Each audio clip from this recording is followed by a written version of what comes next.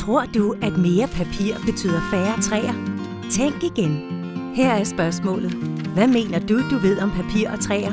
Sandsynligvis er spørgsmålet ikke faldet dig ind. Faktisk er du altid blevet fortalt, at mere papir medfører færre træer. For i sidste ende, for at producere papir, er der brug for træer.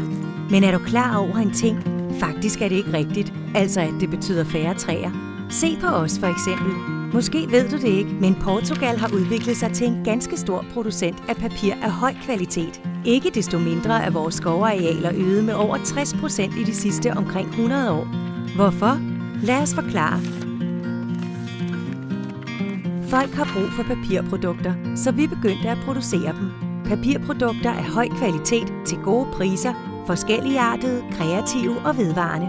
Produkter som jo bedre menneskene lærer dem at kende, jo mere bliver de brugt. Og selvfølgelig, jo mere menneskene forbruger, desto mere må vi producere.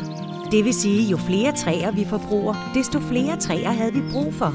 Så vi genplanter ikke bare de træer, vi bruger, når der ikke går nye af sig selv, men vi planter også yderligere træer, ud over dem, vi har brugt. Så næste gang du skal købe papir, som du plejer, så tænk dig om. For hvis du sørger for at bruge papir fra Portugal, er du sikker på, at det faktisk vil betyde flere træer i fremtiden. Papir fra Portugal, flere skove, bedre fremtid.